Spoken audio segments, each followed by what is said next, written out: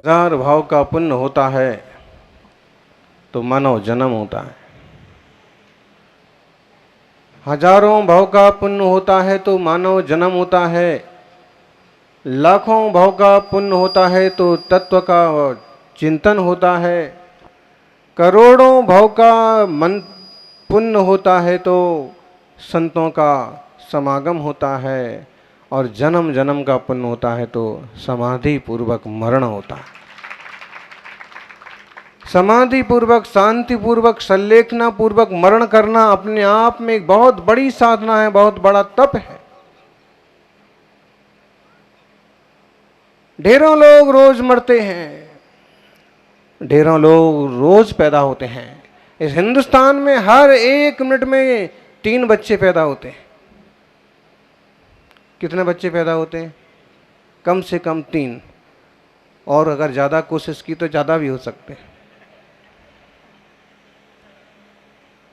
ढेरों बच्चे पैदा होते हैं, ढेरों लोग मरते हैं, लेकिन हर एक व्यक्ति न तो समाधि मरण कर पाता है और न भगवान के चरणों में आत्मसमर्पण कर पाता है। कोई भाग्यवान होता है। जयंत सागर जी महाराज जयपुर के एक बड़े घराने के झांझरी परिवार के वरिष्ठ सदस्य, और उन्होंने 6 साल पहले प्रतापगढ़ में क्षुल्लक दीक्षा स्वीकार की थी। क्षुल्लक का मतलब हुआ छोटे मुनि। क्षुल्लक का मतलब हुआ 2 वस्त्र रखते हैं, लंगोटी और दुपट्टा, ताकि उन वस्त्रों के माध्यम से वो अपनी देह की रक्षा कर सकें और साधना को बढ़ा सकें। क्षुल्लक का मतलब होता है कि मुनि की तरह ही साधना होती है अधिकतम, लेकिन थोड़ी सी छूट होती है कि केस लॉन्च करें, कभी बहुत दिक्कत है ना भी करें, लेकिन यहाँ सभी करते।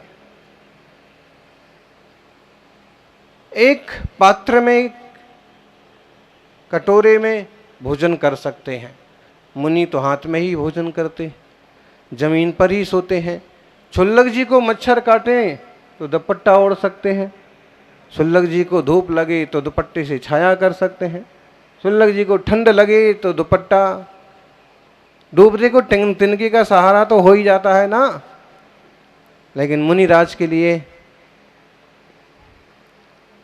तो माने छोटा मार्ग के पहले क्षुल्लक जी बने। आप गृहस्थी छोड़ करके आए हैं और आप बुजुर्ग हैं, आप इतना ऊंचा पद नहीं पाल पाएंगे, इतनी कठोर तपस्या नहीं कर पाएंगे, इसलिए पहले क्षुल्लक बने। उसके बाद उन्होंने का निरंतर तप, गजब का उनका अपना ध्यान था, एकाग्रता थी। केवल स्वाध्याय, केवल ध्यान, केवल मंत्रों का जाप करना और वैयावृत्ति।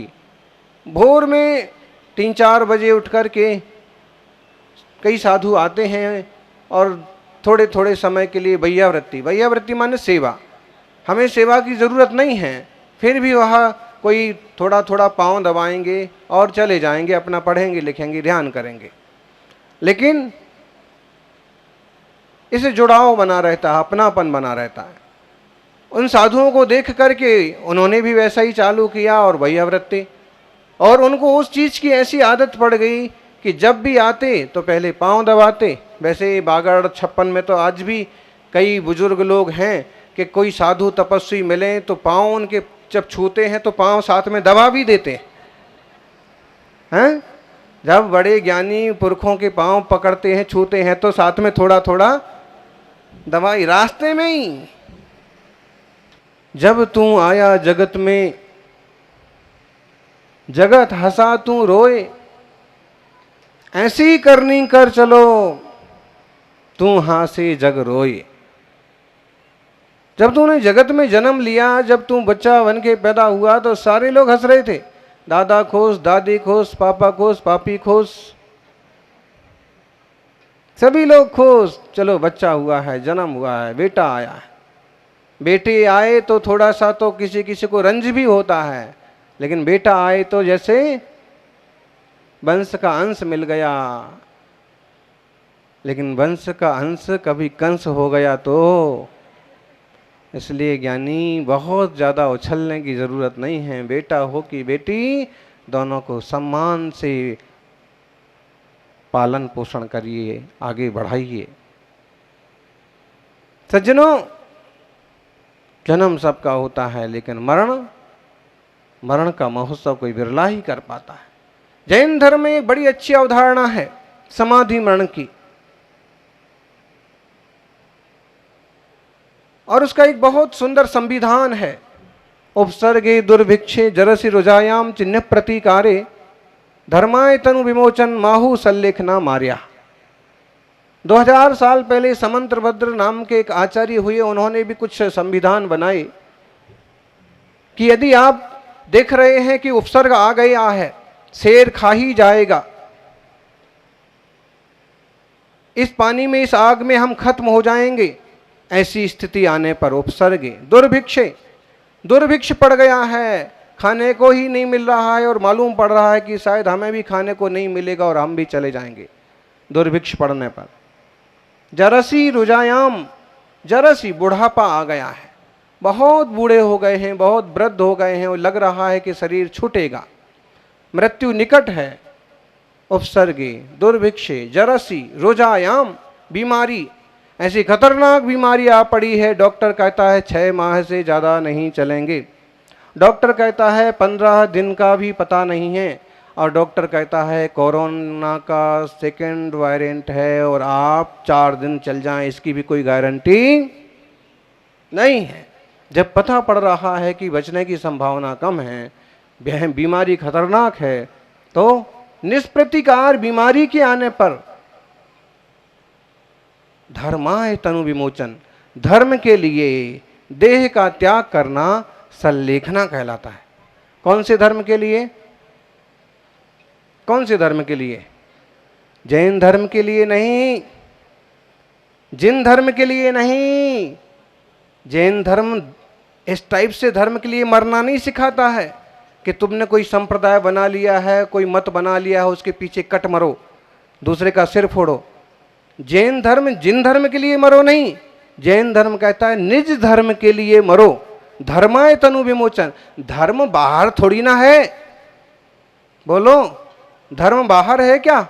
लोग मंदिर में, मस्जिद में, गुरु खाने में और तरह तरह की पूजा आराधना मंदिर मड़िया में करते रहते हो, समझते कि यहाँ धर्म है। वहाँ धर्म है क्या? धर्म का वो आयतन है। जिसने कोई धर्म किया था, ऐसे देवता वहाँ विराजे हैं। जिनने अपने परिपूर्ण धर्म को, स्वभाव को पा लिया है, ऐसे तीर्थंकर वहाँ विराजमान है। इसलिए हम उसे कहते भाई मंदिर जाया करो, धर्म होगा। क्यों? क्योंकि वहाँ एक श्रेष्ठ धर्मात्मा जो सिद्ध हो गए हैं वो हैं।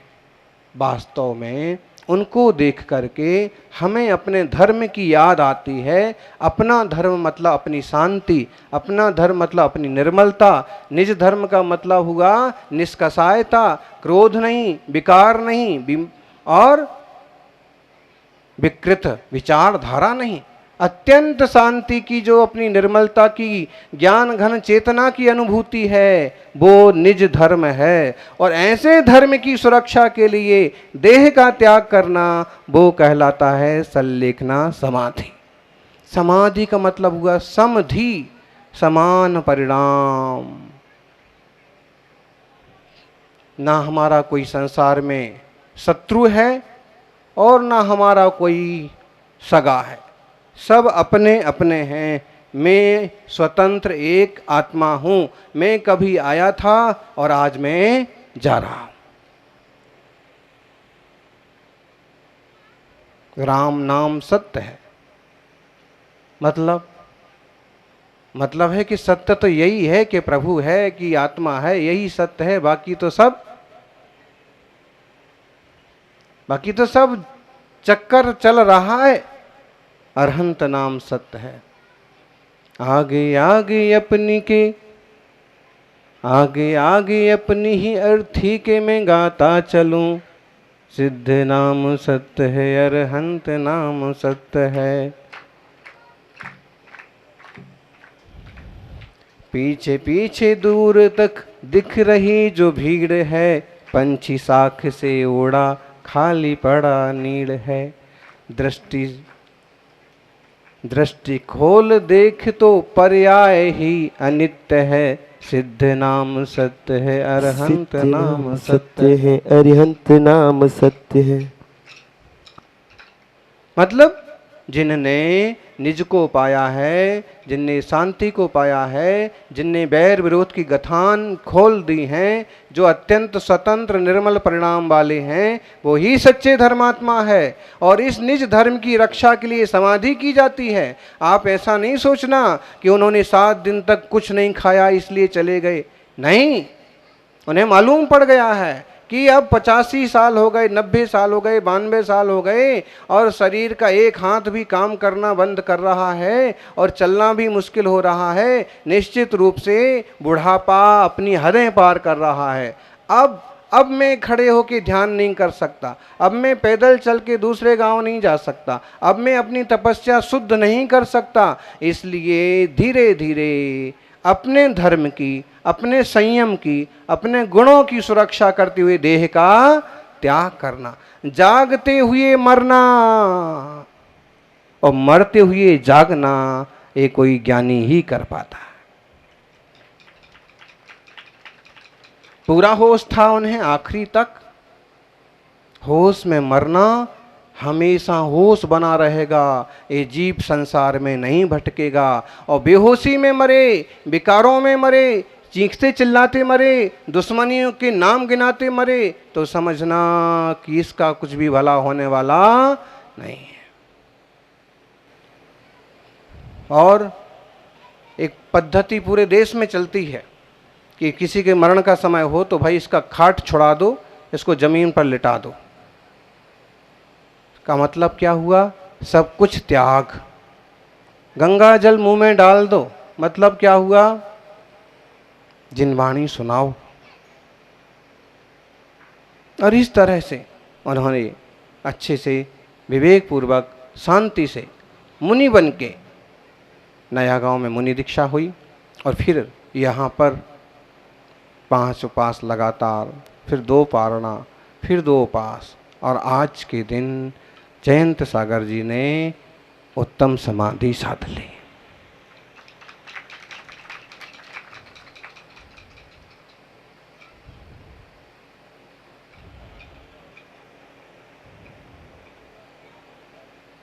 दुनिया में नकली अंगारों पर चलने वाले लोग बहुत देखे होंगे आपने, लेकिन असली अंगारों पर चलने वाले देखे होंगे तो केवल दिगंबर मुनि। दोपहर की सड़क पर नंगे पांव चल के दिखाएं अंगारे पर चलने वाले, आधा किलोमीटर।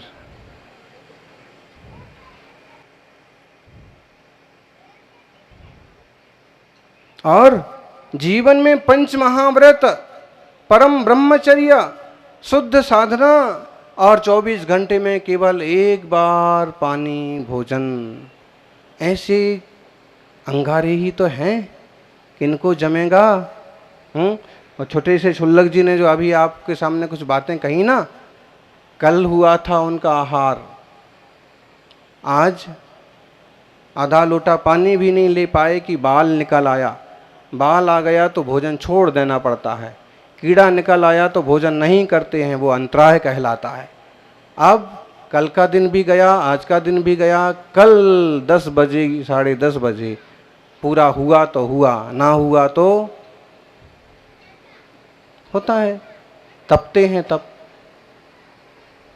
और ये भेद विज्ञान के बल पर ही संभव है। मैं चैतन्य आत्मा, देह अलग पुद्गल।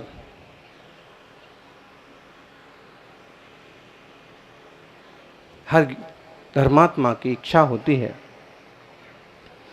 कि जब जीवन का अंत हो, मेरे सामने एक संत हो। जब जीवन का अंत हो, मेरे सामने एक संत हो, मेरे होठों पर अरिहंत हो, नमकार जैसा मंत्र हो। जीवन का अंत हो तो क्या हो? बोलो। कोई संत हो जो संबोधित करें, समझाएं कि भाई गुस्सा छोड़ने का, मान छोड़ने का, माया लोभ छोड़ने का, जमीन जायदाद कुछ भी तेरे साथ नहीं जाना, जो कुछ है विसर्जित कर और शांति से देह का त्याग कर। मेरे सामने एक संत हो, मेरे होठों पर अरहंत हो, नमोकार जैसा मंत्र हो। ऐसी भावना, और ऐसी भावनाएं बार बार भाते हैं। दिन रात मेरे स्वामी में भावनाएं भाऊं, देहांत के समय में हे भगवान तुमको न भूल जाऊं। बड़े भाग्यशाली को मिलता है ये सारा का सारा संयोग।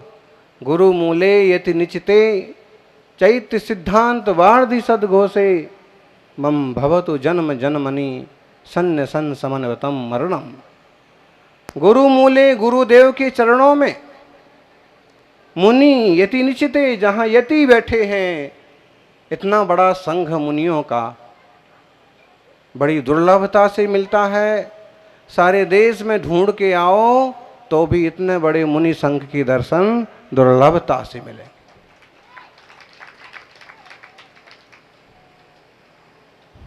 सब अलग अलग देश के अलग अलग गांव के धर्मात्मा एकत्रित हो गए, संयम मिल गया, दीक्षा ले ली और आज धर्म ध्यान और तप में तल्लीन है।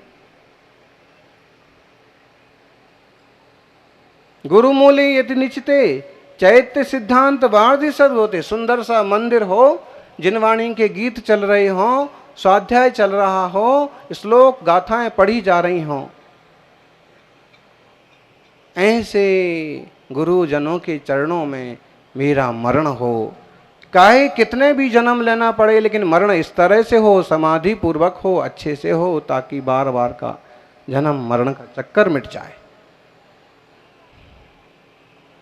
एकम पंडीय मरणम खियदी जादी सयाणी मरणानी तम मरणम मरिदब्बम जैन मदम सुमदम होई। भगवती आराधना बड़ा अच्छा ग्रंथ है, समाधि सल्लेखना का पूरा बड़ा संविधान है। ऐसा नहीं है कि तुम यूं भूखे प्यासे बैठ गए और समाधि मरण, ऐसे नहीं होता है। उसकी पूरी एक विधि है, एक पूरी आचार संहिता है, और उस हिसाब से क्रमबद्ध तरीके से, बहुत समझदारी से, विवेक से, विकारों को, कसायों को छोड़ करके। आत्महत्या नहीं है कि भाई काकी जी नाराज हो गई और 8 दिन कुछ नहीं खाया और मर गई, ऐसा नहीं होगा। ये तुम नाराजी से कर रहे हो, हैं? सोने का हार ना मिला और भूखे बैठ गए कि नहीं, जब तक नहीं मिलेगा तब तक 15 दिन नहीं रुकेंगे महाराज, तो हम अन्न जल छोड़ देंगे। तो ये समाधि मरण नहीं कहलाएगा।